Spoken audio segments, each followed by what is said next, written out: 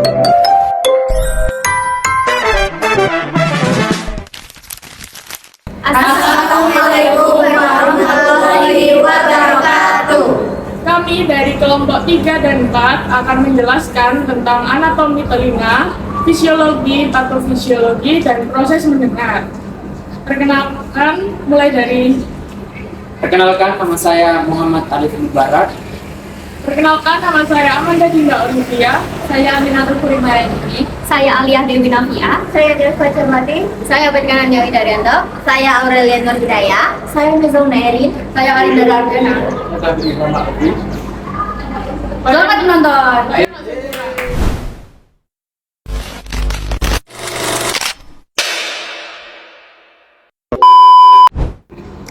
Perkenalkan, nama saya Amanda Dinda Olivia. Saya akan menjelaskan anatomi bagian telinga luar dan bagian telinga tengah. Yang pertama yaitu bagian telinga luar. Yang pertama adalah pinna atau disebut dengan daun telinga. Yang kedua adalah external auditory meatus atau lubang telinga. Kemudian di bagian telinga tengah terdapat membran timpani atau gendang telinga. Di telinga tengah terdapat 3 tulang, yaitu malleus, incus, dan stapes. Dan yang terakhir yaitu eustachius tube di bagian sini. Selanjutnya yaitu telinga bagian dalam. Di sini yang seperti rumah siput yaitu koklea. Lalu di sini yaitu vestibulum, dan yang ini namanya adalah semicircular canal. Lalu kali ini saya akan menjelaskan tentang fisiologi telinga luar. Yang pertama di sini ada daun telinga atau bisa kita sebut dengan telinga.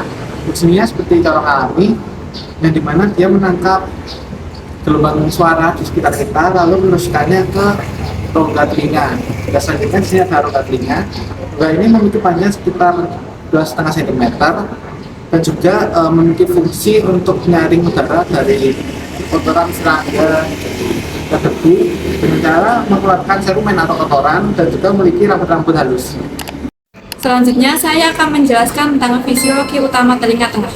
Telinga tengah mengubah gelombang suara dari telinga luar menjadi getaran mekanis, menguatkan energi getaran tersebut dan meneruskannya ke telinga bagian dalam. Nah, jadi di sini saya akan menjelaskan tentang fisiologi telinga dalam. Telinga dalam itu ada 3, koklea, vestibulum, dan semicircular canal. Nah, masing-masing dari mereka memiliki fungsi. Fungsi yang pertama ada koklea. Nah, koklea memiliki fungsi yaitu untuk mengubah getaran suara yang diterima dari telinga tengah menjadi sinyal elektrik yang dikirim ke otak melalui auditory nerve. Lalu yang kedua ada vestibulum. Vestibulum memiliki fungsi mengatur keseimbangan statis dan gerakan linear. Nah, lalu yang ketiga ada semicircular canal yang memiliki fungsi mengatur keseimbangan dinamik dan rotasi kepala. Nah, selanjutnya yaitu ada patofisiologi. Nah, yang pertama ada patofisiologi telinga luar. Nah, patofisiologi telinga luar ini memiliki fungsi yaitu menangkap dan mengarahkan gelombang suara ke telinga tengah. Yang kedua ada gangguan. Nah, gangguan ini memiliki serumen impaksi dan otitis eksterna. Yang terakhir yaitu ada dampak. Nah, dampaknya itu ada konduksi suara terhambat yang akan menjadi gangguan konduktif. Selanjutnya, saya akan menjelaskan tentang patofisiologi telinga tengah. Patofisiologi telinga tengah umumnya terjadi akibat gangguan membran timpani, tulang pendengaran atau tube eustachius. Gangguan tube eustachius dapat menyebabkan tekanan negatif dan penumpukan cairan pada telinga tengah. Akibatnya, getaran suara tidak dapat diteruskan secara optimal ke telinga dalam dan menyebabkan seseorang itu mengalami gangguan pendengaran konduktif. Patofisiologi telinga dalam terjadi ketika koklea, sel rambut atau nervus vestibulocochlearis mengalami kerusakan. Kerusakan ini dapat disebabkan oleh suara keras, penuaan, obat ototoksik atau penyakit tertentu. Nah, kondisi ini mengganggu proses perubahan getaran suara menjadi impuls saraf, sehingga menyebabkan gangguan pendengaran sensori neural dan dapat mengganggu vestibular, dapat menyebabkan vertigo atau masalah keseimbangan. Proses penerimaan suara dimulai ketika gelombang suara ditangkap oleh daun telinga, Kemudian suara masuk melalui liang telinga hingga mengenai gendang telinga.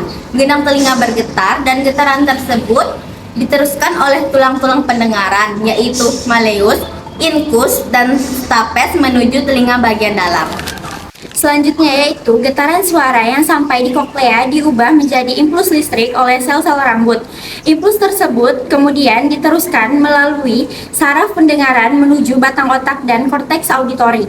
Di otak, informasi suara diolah sehingga seseorang dapat mengenali, membedakan, dan memahami suara, termasuk suara bahasa atau ucapan.